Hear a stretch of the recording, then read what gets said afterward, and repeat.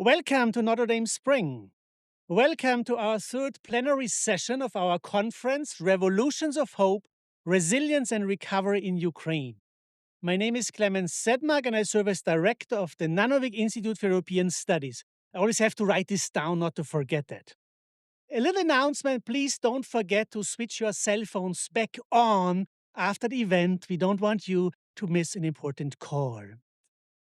I hope that this day has already brought you many reasons to be hopeful. What's the power of hope?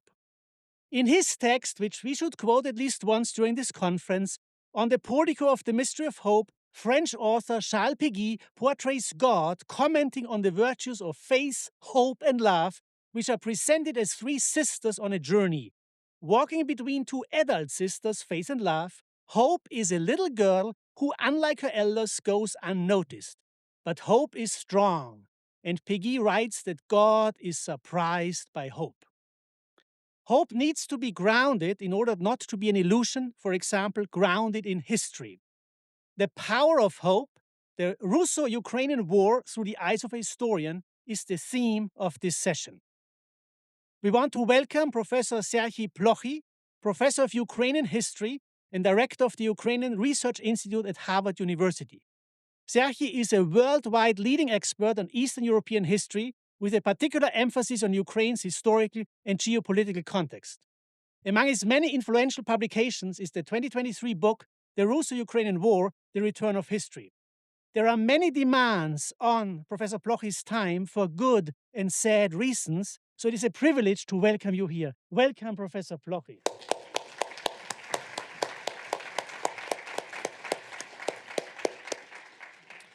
Professor Plokhy's conversation partner and host will be the already introduced Rector Taras Dobko. Professor Dobko, a trained mathematician and philosopher, a man of deep integrity, has served as rector of the Ukrainian Catholic University since 2023, after 15 years in the role of vice rector. I have no idea how you do that. I am proud to say that Taras is affiliate faculty of the Nanovic Institute for European Studies. I just leave my script for a moment. I once asked a colleague who plays in this league, what is it like to be tall and good looking?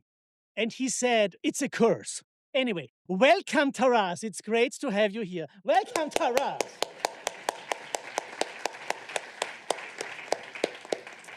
This is the choreography.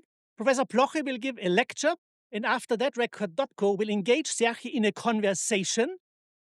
If there is time, and if you have questions, and if Taras is in the mood, there will be Q&A. We will end at 6:12. Thank you so much.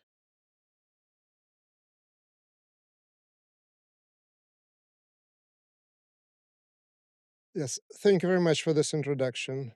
Thank you for organizing this event. Thank you for inviting me. It's a pleasure to be here, to see a lot of good old friends and see so many unfamiliar faces in the audience. This is quite a treat. That's more than just hope. There is already some realization of the hope that the Ukrainian field is growing, that Ukrainian field is alive. The hope is one of the most important theme of this conference. Resilience is another. And when I was preparing for my remarks, I was thinking that if you have a hope and you add resilience, you can get a miracle. And miracle will be part of also one of the themes that I'm going to talk about. Let us go back in recent memory, 3 years before today, 3 years and a number of days, the start of the all-out Russian aggression against Ukraine. And the aggression started against all hopes, in particular in Ukraine, also in the West. There was evidence out there that the Russian troops were massing on the Ukrainian borders, but there was deep-seated hope that probably this would not happen. And that hope certainly was betrayed. But then a different sort of hope also emerges, that Ukraine will stand. And at that point, it was little more than a hope, because at that time, situation is very different now, very different today. But at that time, 3 years ago, Washington and Moscow were actually not on the same page. They were very different attitude toward what was happening in Ukraine, what was happening in Russia. But there was one basically silent agreement.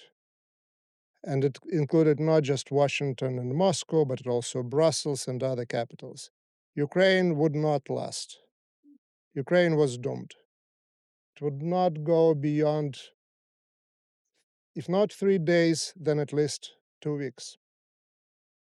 Where we are today, it's already fourth year of the war.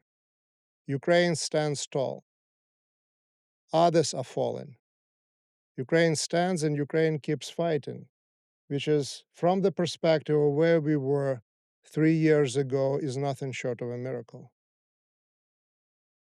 If you think about country that has no navy, defeating navy of a major country, Cold War superpower, and forcing the Russian Navy into the western part of the Black Sea, chasing them away from the Crimea.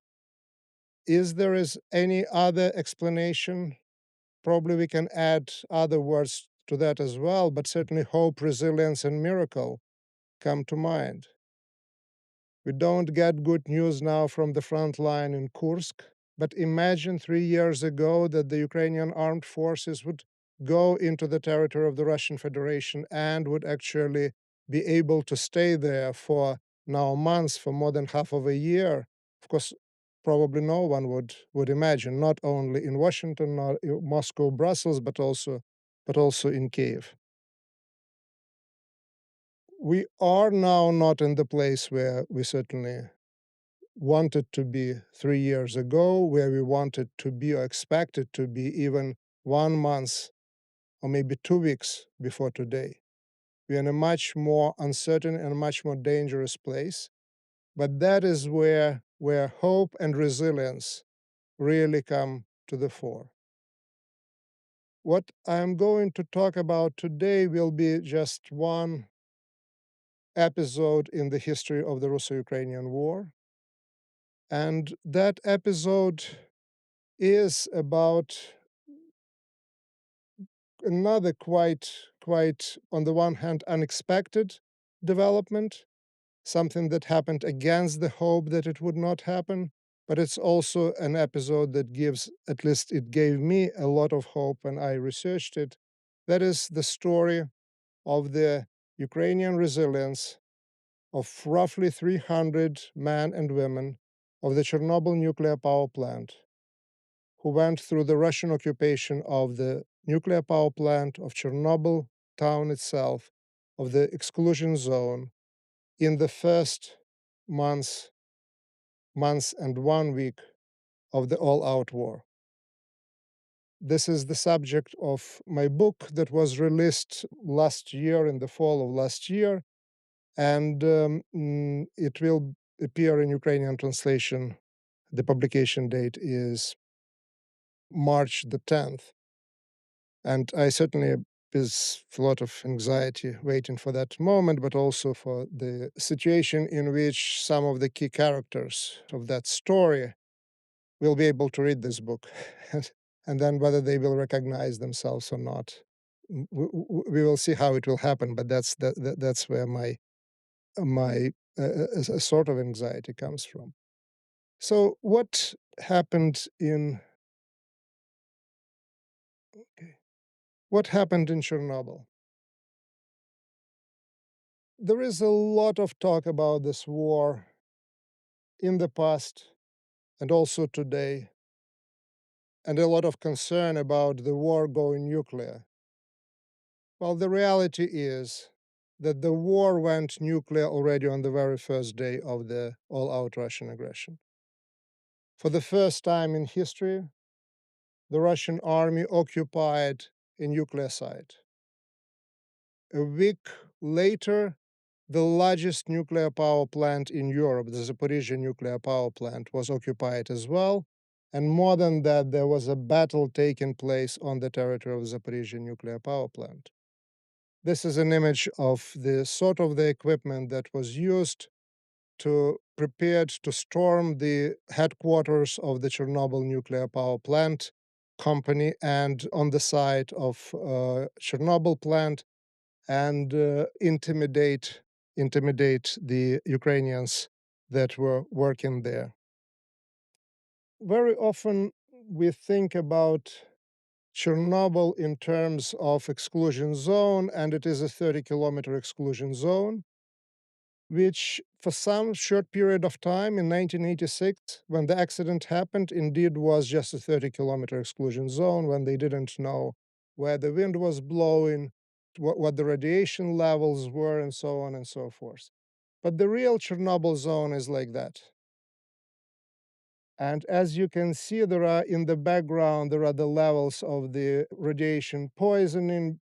As you can see that even this new Chernobyl zone, the small circle is 10-kilometer, larger is 30-kilometer, and then what you see here is the Ukrainian part of the Chernobyl exclusion zone. To the north, there is a Belarusian one.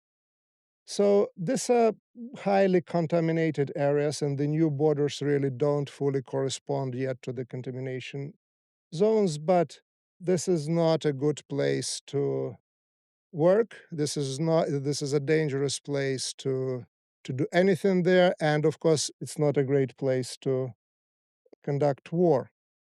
But what happened was that the Russian army that attacked from the territory of Belarus, the shortest way to get to Kiev was through Chernobyl. This this is the direction of the attack. And within the very first hours of the war, really the Chernobyl nuclear power plant already ended in the rear of the advancing Russian army. The Russian tank and the soldiers from the Russian National Guard, these are their commanders, General Burakov and Colonel Frolinkov, who were later given the award of the Hero of Russia for allegedly saving the world from the another Chernobyl disaster, when in reality they brought that disaster to Chernobyl. And this is a battle. I'm not trying politically correct here with Fox News, it's just the image that I got. But this is the live reportage on the attempt by the Russian army to take over Zaporizhzhia nuclear power plant. One of the Ukrainian engineers put the feed from the cameras of internal surveillance to the YouTube channel, and the entire world was able actually to see what was happening there. So close to 300 Ukrainian members of the National Guard, the engineers and operators, the support staff at the Chernobyl nuclear power plant found themselves in captivity.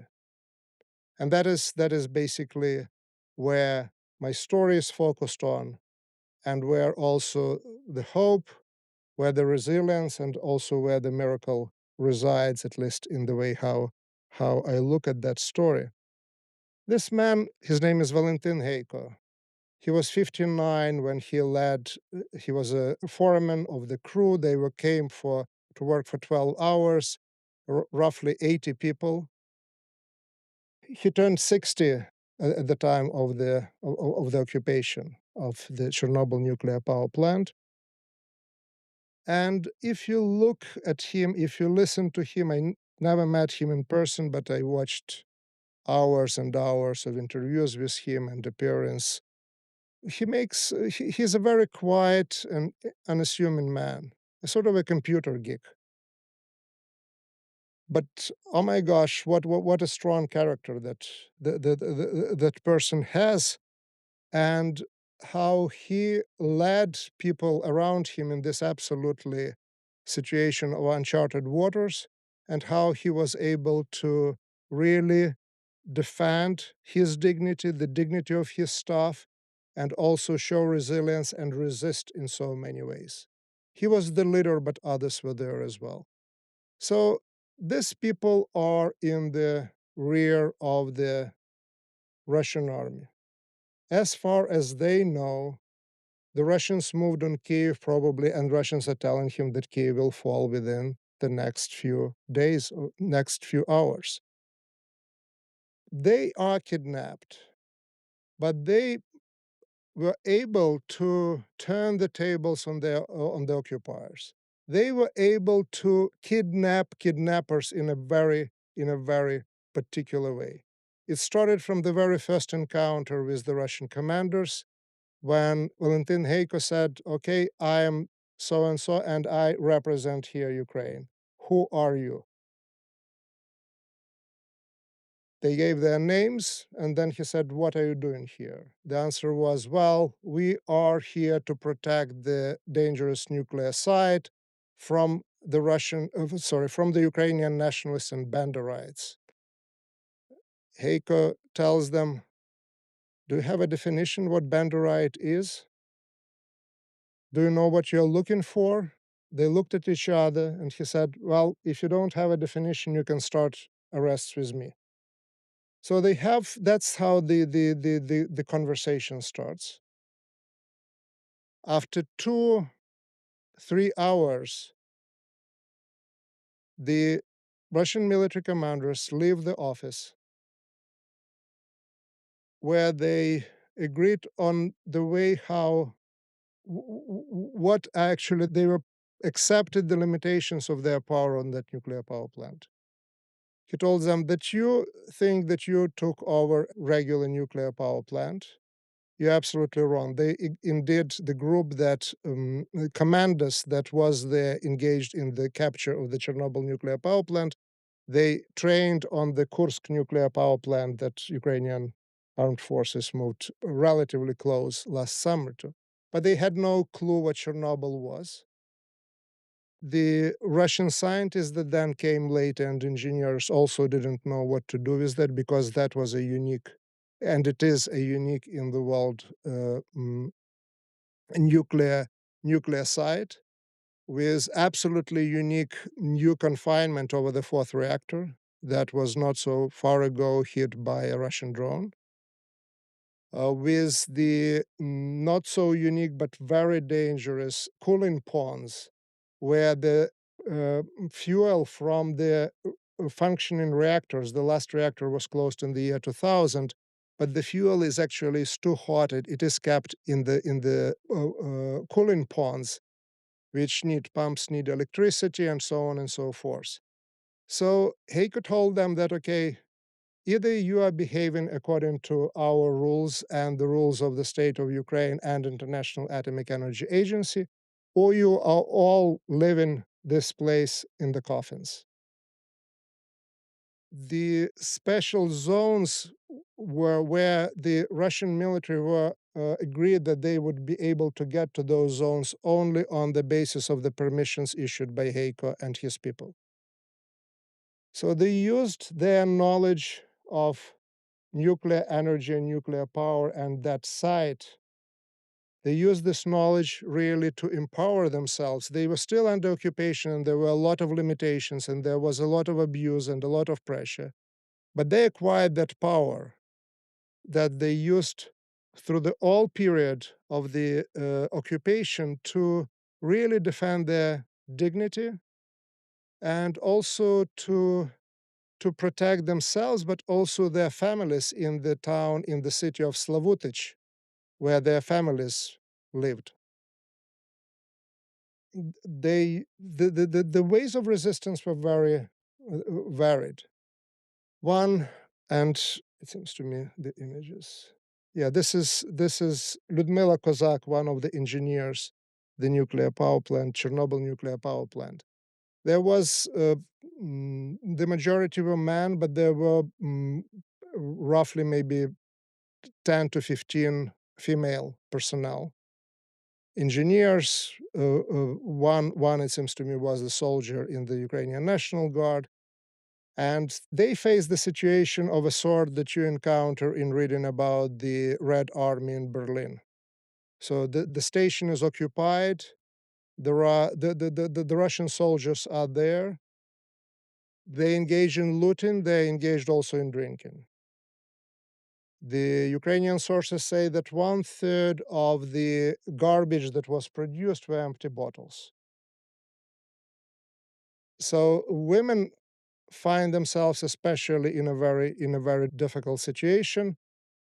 Again, Heiko is there, other members of Ukrainian personnel to help them, but also they try to establish good relations with the commanders, with the generals. And Ludmila Kozak was stopped more than once, and they demanded that she would be wearing the white armband, which basically Ukrainians resisted in all this area. It reminded certainly many of them about either family memories or the films about World War II, about Holocaust.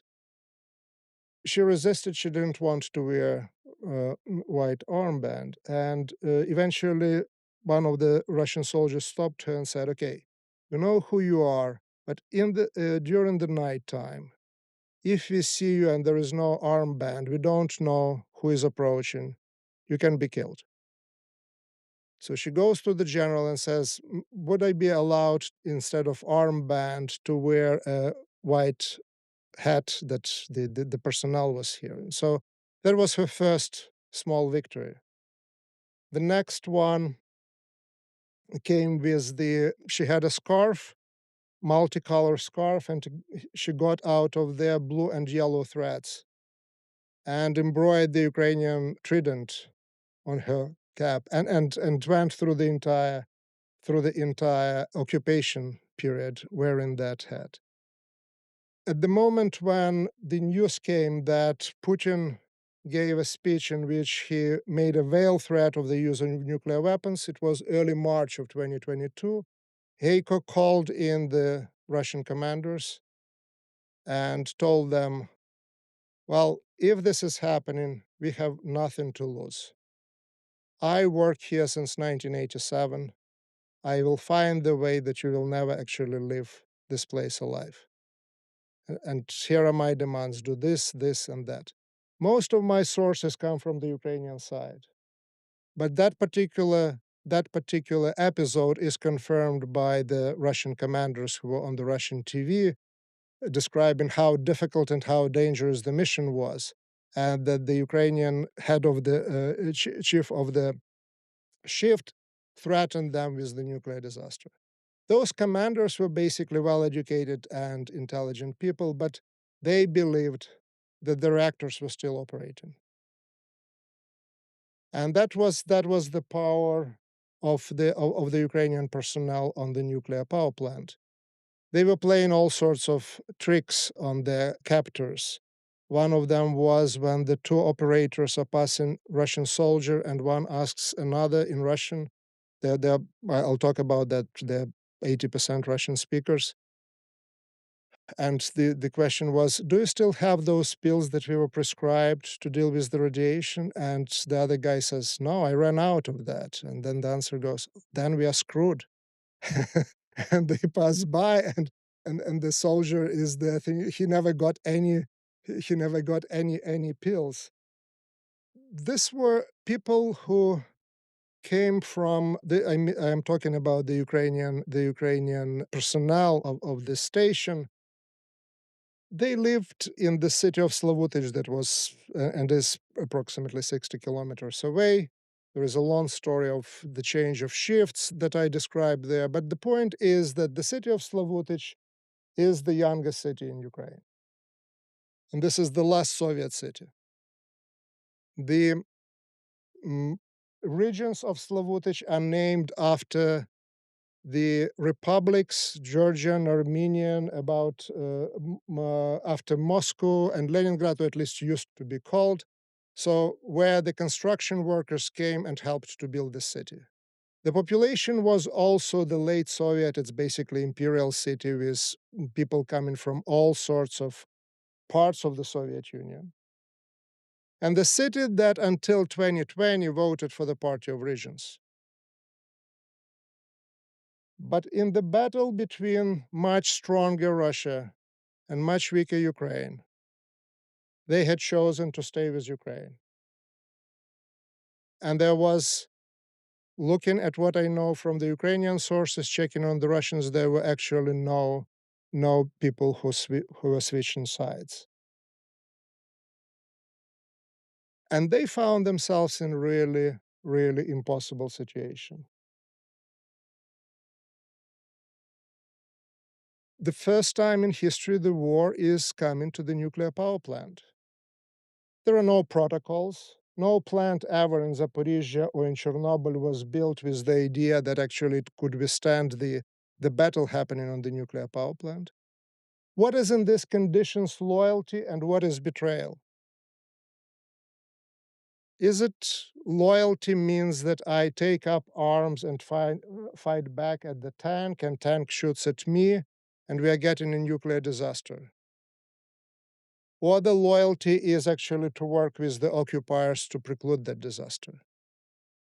In Chernobyl, the National Guard lays down weapons. In Zaporizhia, they're fighting back.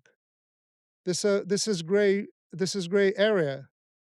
There are no laws on the international level. There are no regulations. These people on the spot decide who they are,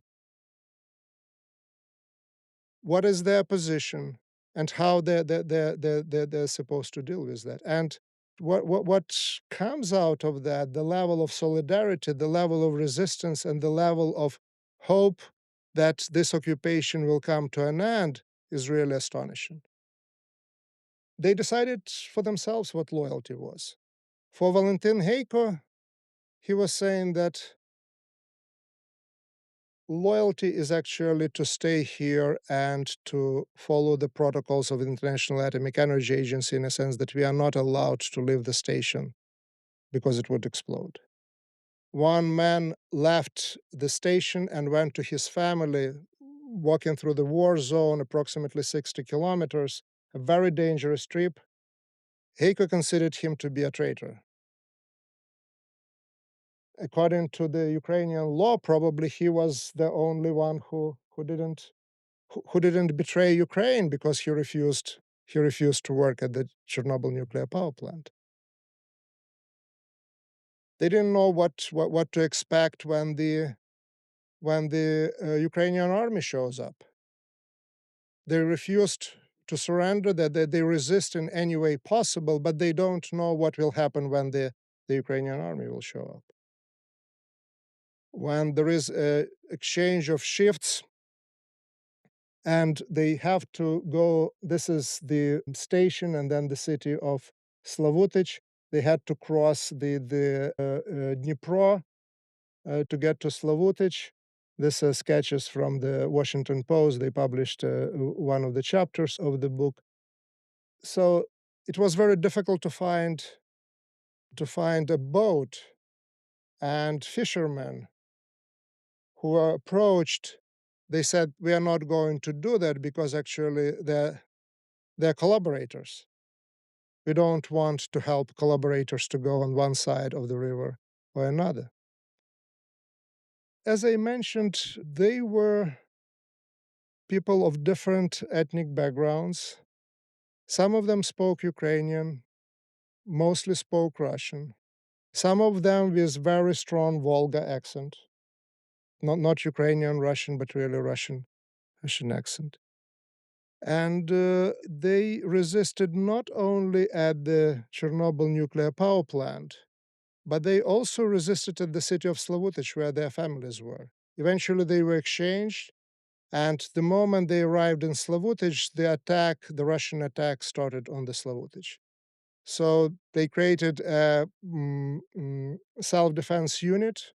They were holding the city for 2 or 3 days. And the new shift at the Chernobyl nuclear power plant sent a message to Moscow that unless you stop attacking our city and our families, our deal is off.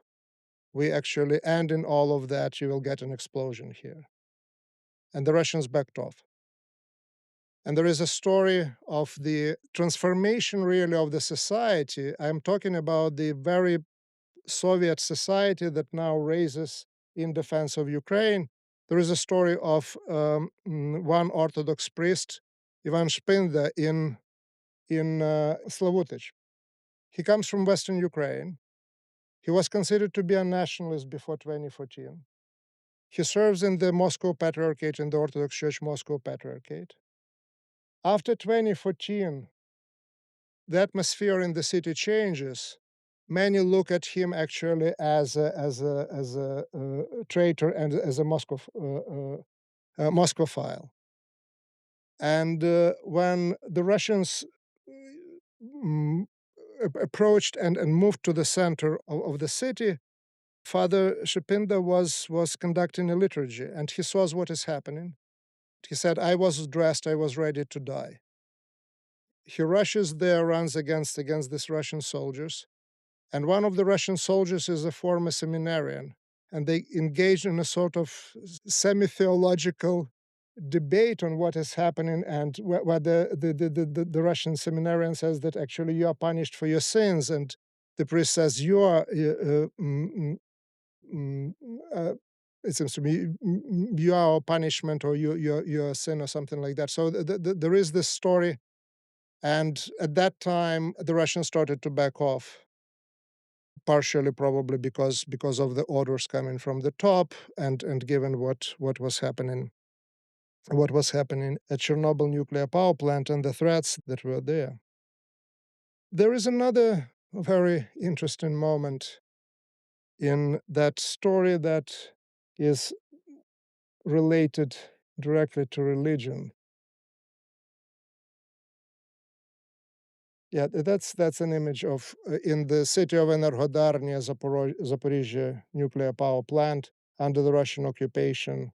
The workers of another city like Slavutich, very mixed background, marching. This is the deputy mayor of the city who was eventually kidnapped by the Russians. It says Russians go home. Yeah, Russians go home. So, as I mentioned to you, the attack on the Zaporizhia nuclear power plant was on YouTube channel and was transmitted in real time. There is a organization in Ukraine which is basically regulates nuclear industry in the country. Every country that has nuclear industry has such an organization, and it has a website. And normal people don't go on that website. What I mean normal are people who don't belong to the industry, right? There are engineers and scientists, and it's difficult to understand sometimes if you're from outside of the industry what they're talking about, what sort of advice they give to each other. There is that moment when they're watching what is happening at the Zaporizhia nuclear power plant. The scientific discourse in which they were involved ends. They're not given anymore any advice. For roughly 20 or 30 minutes, the discourse is religious. There's highly educated, probably believers or non-believers, but certainly normally people who don't talk in those terms, they're saying, Mother of God, protect us, protect Ukraine. It is going probably for, again, as I said, 20 or 25 minutes before they realize that crisis is not there. Eventually they switch to their lingua that they normally use, secular and scientific and so on and so forth. The Chernobyl acquired in the Ukrainian history, in Ukrainian memory, a place of really enormous significance, not only political and cultural, but also religious. It was one of the also major factors that really turned toward religion people in that area. It was certainly the story that made prominent Ukrainian poets like Ivan Drach to write poems with strong religious motives. And it was interesting for me to see how religion, to a degree, came back and returned. Now, not just only to Chernobyl, but to Zaporizhia. and how people were turning to religious themes, and religious leaders were becoming the leaders in the community in this absolutely terrifying circumstances. The story of Chernobyl, unlike the story of Zaporizhia, has a happy ending, at least the happy ending today. The Ukrainian armed forces show up, they're welcomed. A few weeks later, anniversary of the Chernobyl disaster of 1986, April 26, President Zelensky rewards Heiko and other people with the decorations of Ukraine. They're recognized not as collaborators or traitors, they're recognized as heroes. The story of Zaporizhia actually continues till today. 2 days ago, the news were about the Russians putting on trial one of the workers of the Zaporizhia nuclear power plant, allegedly for working together with the Ukrainian intelligence or Ukrainian government. But the story of Chernobyl gives example, gives hope, provides also a testimony to the formation in Ukraine of a new society in which it doesn't matter what your roots are and origins were, and what language do you speak, and what church are you going to. These people from the most Soviet cities in Ukraine decided contra spem spero, hope against hope, to fight back, and they succeeded. They emerged as victors in this, first of all, moral struggle with occupiers, but also Ukraine came and liberated them. Before this talk, I Googled what hope was about. What is hope?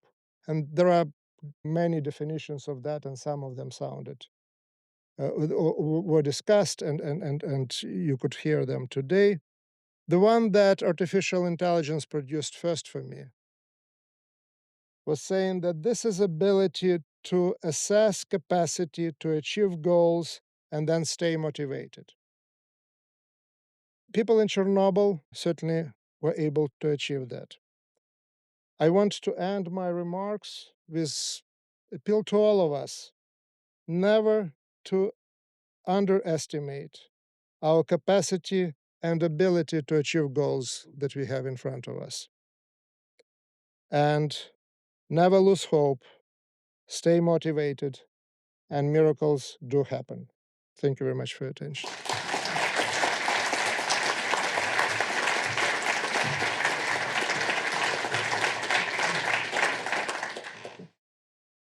Thank you so much, Professor Plokhy, for your presentation, and especially for sharing the stories of real, concrete people who were indifferent and on whom so much depended at that particular moment in our history.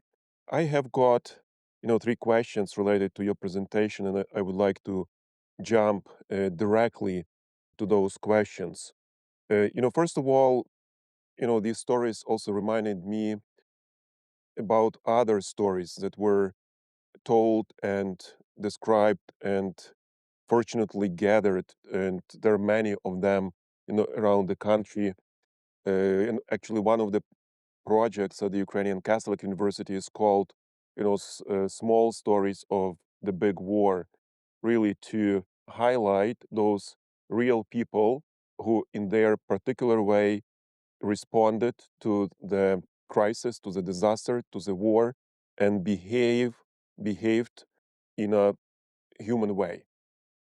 And I also remember an article by Anne Applebaum and Natalia Humenyuk from, I think it was in late fall 2022, when they interviewed different people in Kherson region who escaped from occupied territories and who either served in local self-governance or were volunteer, and all of them were questioned by occupiers who couldn't believe that people are doing something for the sake of the common good and not being motivated just by, some financial gain or by fear from the authorities. And they suspected them of being part of some, secret organization. Therefore, they were like arrested and questioned. And my first question is, what what you kind of see as a main change, what stands out for you in a special way during last 3 years in Ukraine? Can we talk about new quality of Ukrainian society? So you started mentioning about, the civic engagement and other things. Could you develop a little bit, elaborate on that? Sure.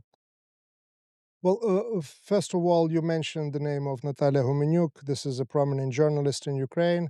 She also runs the project which is called Reckoning Project, collecting evidence. So, good part of what I have in my book, what I discussed today, comes from the Reckoning Project. Mhm. They were partially funded by USAID. So, I want to thank the US taxpayers and that particular organization for doing that important work and supporting such organizations in the past. I hope, yes, contra spem spero, that will happen again. I am a historian, right? So what I was doing in that book is something that I was not supposed to do. We are working with the archives. We're working with historiography and make our argument against something that was written before us. And here I was working with really very, very recent developments. So, for me, it was really very important to look at what happened in Chernobyl, and that was my really empirical understanding of the Ukrainian society. And there were highly motivated, highly educated people like Heiko and others. But there was also in the town of Chernobyl, there were the women who are known through one of the films that was also available here and still is available in the United States, which is called Babushkas of Chernobyl. And those were illegal settlers in the area, most of them female of over 50, over 60, who were engaged in the sort of partisan warfare with the Ukrainian state. Because Ukrainian state police in particular was trying to actually push them out from, they're not supposed to live there, it's dangerous, and they were finding the way to live there. And when they were occupied, there were no actually stronger Ukrainian patriots than those babushkas of Chernobyl. The interviews with them are very interesting in terms of their communication with the Russian soldiers. And looking at what is happening on the Russian side, disregard for life, not only of Ukrainians, but of your own soldiers. Sending your troops through the most dangerous place in the world, the exclusion zone, on the heavy equipment, rising radioactive dust. I was showing there digging the trenches on the verge of the Red Forest. There was a lot Soviet. There was a lot for me about 1986 and how the Soviet Union actually functioned and how it treated people. And my conclusion was actually that Russia didn't change. Actually, it got worse in that particular case because what you didn't see at Chernobyl was looting that was absolutely central part of the Russian operation during the first weeks and first months of the war. So the Soviet line of disregard for human life, it continued. The Soviet line, when actually the commander tells you something and you're doing that, it continued. One of the reasons why Heiko was actually so I don't know, brave or so open in opposing to the Russian military commanders, because he saw them back in 87 and 88, and he had contempt for them, for the Soviets, and then for the Russian officers. He was telling one of the Russian officers, I don't know how you're going to sleep at night. You brought these young kids, his Russian soldiers there, and they're living in this radioactive dirt and this and that. How you're doing that? So that's the Soviet plus new Russian realities. That's one line. Another line that I found out, and I was looking at that and I was thinking, okay, it can't be also black and white on one side and another. Am I just engaged in the warfare myself and miss gray? But at the end of the day, what you see on the Ukrainian side is actually the self-organization. There is a level of dignity that no commander is able to really tell you how to behave or how not to behave. And on the other hand, this, at least in that industry, in this place, there was this really almost religious adherence to the regulations and to the norms of the safety culture and procedure and so on and so forth. So understand that actually world is not black and white. This war is black and white, but people's behavior can be different. But I couldn't. I was going back to the sources. I was checking them. It's two very different societies, which also explain why the miracle of 2022 in Ukraine, why Ukraine resisted and why Ukraine prevailed. Yeah, thank you so much.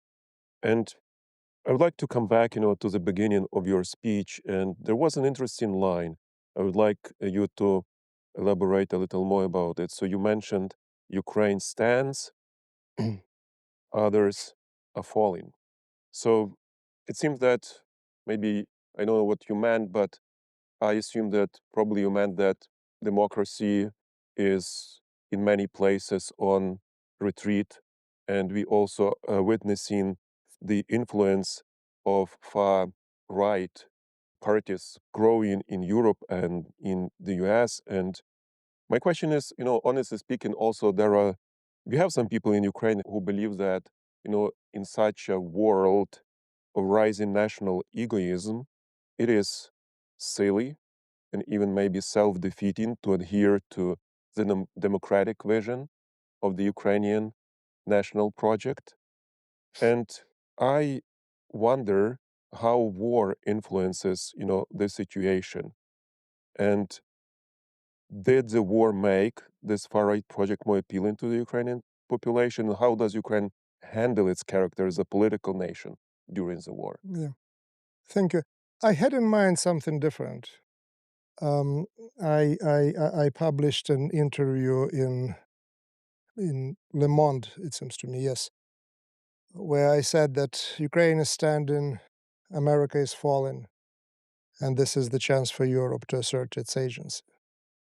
So fallen, I was talking about Ukraine's biggest ally, who is certainly fallen as an ally. So that's what I meant. But in terms of the democracy and democratic project, democracy is a huge part of this war. In the last few months, it became maybe not very. Mm, the discussion about war and democracy doesn't get the sort of the traction that it was getting back in 2022. But it doesn't mean that democracy is somehow diminished in its significance and its importance. Democracy in Ukraine is, was, and will continue to be a much larger threat to Putin's Russia than NATO ever was or ever will be. Because it gives an example to someone who says Russians and Ukrainians are one and the same people. And if others believe in that Ukrainians are democratic, what is wrong with the Russians? This is the first question. This is a threat to the regime that, as I said, no NATO will ever present. Another important part of, so crushing not just Ukraine, crushing Ukrainian democratic project is essential for the survival of the authoritarian regime in Russia. As simple as that. Ukraine staying democratic has the right to apply and be a member of the European Union. The union that is open only for democratic countries. So that's another important geopolitical category there. And then the third point that I want to make, it's sometimes maybe easy to imagine that, okay, Ukrainians talk about democracy to somehow get on the hook either Europeans or the Americans or the Canadians. Please help us for the sake of democracy. The reality is that for Ukrainians to understand themselves, to explain what is happening in terms of democracy, in terms of freedom, related value, and related category, is the most natural way to think about themselves. We had here discussion about multiplicity of religious backgrounds of Ukrainians and Ukrainian leaders. The president is an ethnic Jew. The minister of defense is a Muslim, is a Crimean Tatar. The commander of the Ukrainian army, Serhii, is a Russian from Russia. You get news, you have videos from the Ukrainian front line, you hear at least two languages, Russian and Ukrainian. So if you're not fighting for religion or particular sort of the church, which is right and every other church is wrong. If you're not fighting for particular language or you have this fight in more than one language, what are you fighting for? You are fighting for your way of life, which is about democracy and which is about freedom and is very deeply rooted in Ukraine, no matter what region it is, what religion it is, what language are people speaking. So this is about Ukrainian self-identification rather than an attempt to sell themselves in a particular way to potential allies. So that's at the core. And then geopolitical issues about which I was talking before, the threat to Russia, the ability to join European Union, that creates a frame, but at the center of that is Ukrainian experience and Ukrainian self-identification. In your presentation, you mentioned what I would call local story of deterrence. When Valentin Heiko was threatening Russian soldiers that if they don't stop, he will kind of blow up the station. And it reminded me one of your conversation I think you had with who is a philosopher, and there was a discussion about Cold War, and that this deterrence model during Cold War was based not only on the model of military balance, but also on the so-called balance of fear. What we see now that somehow it seems that Russia has a monopoly of scaring, of kind of blackmailing, yes, others, and in this sense, using somehow this balance of fear is destroyed. And my question is, now we have this story of deterrence here, local story, how to make Russia scared? Yeah, I think that there was enormous disbalance in fear. Again, Churchill was talking about balance of terror, and I kind of piggybacked on him and added fear. So balance of fear, and it was Putin was threatening with the use of nuclear weapons, and Chernobyl was under occupation. The war was happening on Zaporizhia. But the headlines in the media were about what Putin said or what didn't say when the war already went nuclear in one very particular way, because the way how radiation acts on the human being, on the environment, there are some differences, but they're not significant between the bomb and and the nuclear power plant. And the fear of Putin using nuclear weapons was, for President Biden administration, my conviction is, the key reason of delays with the supply in Ukraine, with the equipment that was needed, with the armaments that were needed, and so on and so forth. And the mm, big concern was about the red lines. Crimea was the red line. So the supplies were not going after the successes of Ukrainian army in October 2022 because Putin started to blackmail again, and the US intelligence was saying that chances are 50-50 that he would use nuclear weapons because the Russian front collapsed. So, and if Crimea, there would be, of course, nuclear war. Ukrainian army today is fighting on the territory of the Russian Federation. Ukrainians went there without informing Washington. And frankly, in the last almost a year, I didn't hear actually much concern about Russians using nuclear weapons. And the key reason for that, there are many reasons. US diplomacy was working very well and also engaging China. And there were pressure from China and India, who are not interested in things going nuclear. So there were many elements. But the key element of actually where I think there is a much more balance of fear, the key factor that brought that in relative balance was the Ukrainian bravery and Ukrainian resistance. They were calling the bluff. They were calling the Russian bluff. So we certainly hear about nuclear weapons and the Third World War again and again now and today. But comparing to my understanding of what was in 2022 and 23 and how really concerned were people in Washington about that possibility, this is more like a particular use of particular tropes rather than expressing the real concern. Thank you. Now, I think we can take a few questions from the audience. Professor Kazanova first, and then here. Professor Kazanova.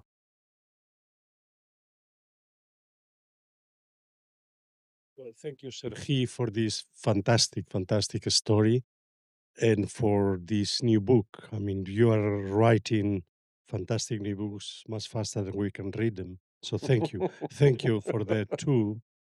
Never give up on hope. And I want to basically also make just a comment on the argument that the real threat to Russia is Ukrainian democracy. And I was very suspicious of Zelensky when the day he was elected. But as a sociologist, I had to take it seriously. 73% of the people saw something in him. But then I heard his inaugural speech. And after everything he said, he went, "You Belarusians, you Russians, we did it. You can do it too." That moment, I know that he was not a Putin, basically man, as everybody was afraid he was, or a Kolomoisky man. And that day, Putin knew that he could not make deals with Zelensky, that he was a serious democratic leader who could not so easily be basically, I guess, corrupted, if you wish. And so in this respect, I think it's very, very important. I was suspicious because basically he made fun of everything that for a lot of Ukrainians was sacred, right? Not only the church, the Tomos, all the histories, the Cossacks, everything that now, of course, views as sacred. But this democratic core was there and has been really, really his redeeming thing, I would say. Yes, I actually was terrified when Zelensky was elected.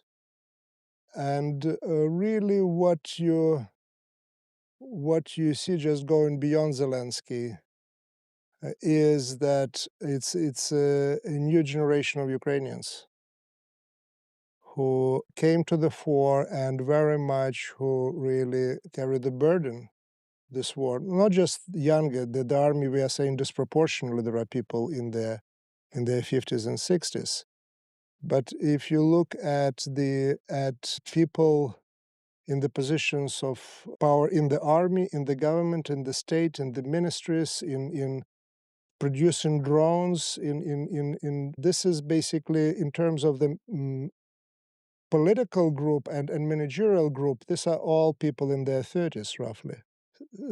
Zelensky is the oldest out of all of them. And that's about also generational change. And I wonder to what degree different generations have also different hope or different expectations. With Anna Bezikova, we discussed her presentation at Harvard, and one of the themes there was probably not enough time also to talk about the differences, generational differences between the activists of the Ukrainian Greek Catholic Church around late 1980s and their different expectations. So the expectations and hope of this generation are different. And they're certainly not the only one who are fighting back. There are babushkas of Chernobyl as well, right there in the trenches. But it's a new generation that came to the fore, and generation that is different from the people who came from the Russian and Belarusian side to liberate them, quote unquote, of course. There is a hand from Matt, right?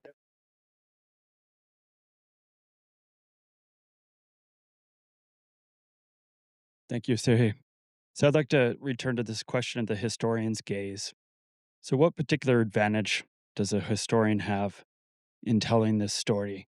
What makes a Soviet city in 2022 not such a Soviet city after all? And I'm thinking in particular, not to lead your answer too much, but about the relationship between Ukrainian society and the management of the environment, the appreciation of nuclear power. I used to teach a long time ago. It's quite a good book by Adriana Petrina, anthropologist at the University of Pennsylvania, called Biological Citizenship, in which she argued Ukrainian legitimacy as a new state was very much premised on its ability to handle the aftermath of Chernobyl. So I wonder what you think of that idea. Thank you. Thank you. Yeah, Chernobyl was at the foundation of Ukrainian mobilization and the birth of Ukrainian politics, especially in Kiev and eastern Ukraine, almost to the same degree as the movement for legalization of the Greek Catholic Church was in Western Ukraine. So two things were putting people on the streets in the late 80s. And the government was actually believed that probably they're not in a position to clash those and go after those manifestations. The Greek Catholic Church and the first mass rally, really mass rally in Lviv, it seems to me it is about Greek Catholic Church. The first mass rally in Kiev, it's 10,000 people. The rally in downtown Kiev, it's about Chernobyl and ecology. So it's two movements out of which really the Ukrainian state was born. And Ukraine is one of the places that suffered the most. But proportionally speaking, it's not the main victim of Chernobyl. Proportionally speaking, Belarus is the main victim of Chernobyl in terms of the territory covered and so on and so forth. But in Belarus, you never saw that sort of mobilization.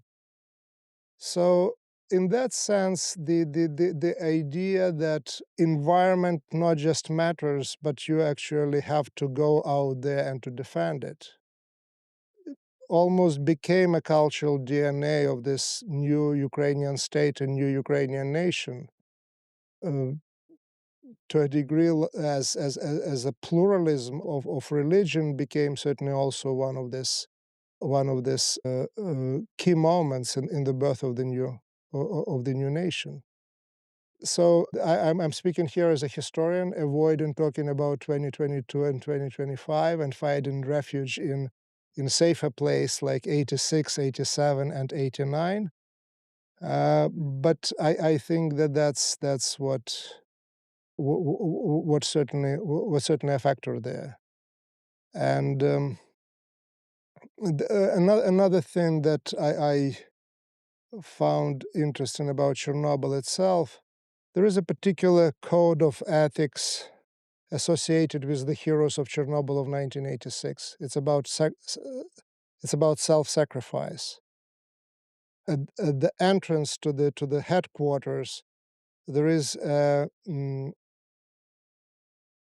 monument to the first person who died from the Chernobyl explosion, not as an explosion, but from radiation poisoning. His first name now escapes me, last name was Lelushenko. This is the guy who was there during the first night, got a lot of radiation. They put him in the hospital. But his crew was there. So he escaped from the hospital. He joined his guys, got additional radiation level. He was the first to die from. And there is a monument to him. And I write in my book that when the Russian officers were marching into the building and passing this monument, they didn't know whom that monument was to, and they didn't know what was waiting for them behind those doors. So that example, that spirit of how important is to protect the world from the nuclear, from the radiation, from the nuclear energy. It's almost part of who those people are, how they imagined who they were. Thank you. Otherwise, very merciful man, Clemens, is Yes. not such a man when it comes to timing. So thank you so much, and I Okay. would like you to join with applause to Professor Plokhy. Thank you. Thank you so much. Thank you so much, Taras, Professor Plokhy. At least the weather is clement and mild. How will our lives continue? For the speakers, we will have our speakers' dinner in the private dining room of the Morris Inn. So this is speakers and those who chaired panels. It's a bit awkward since this is the two-tier approach at this point in the conference. Thank you for your understanding. At 8 p.m. for all, we have a lovingly planned and prepared cultural evening, a night of Ukrainian poetry and music. It will take place at the Departolo Performing Arts Center at the south end of campus. You remember from yesterday? South is walking away from the Golden Dome, the Lodestar. Just follow the crowd. I have reasons to hope and believe that it will be a spectacular evening. The evening will be moderated by my wonderful colleague, Melanie Webb. Thank you, Mel. Where is she? Where is Mel? She's getting ready. Okay, this is good. So we are already thinking about the future. Tomorrow, we will have yet again Holy Mass at 8 o'clock in the Holy Cross Chapel in Stinson Remick Hall, the building next door, south. At 9 a.m., we will gather for our fourth plenary session, chaired by the wonderful Dr. Svetlana Raymer. Thank you so much. Enjoy the evening, and I hope to see you all at 8 o'clock in Departolo. Maybe you could be there at 7:45, 7:50, because I think at 8 o'clock they really start. Thank you so much again.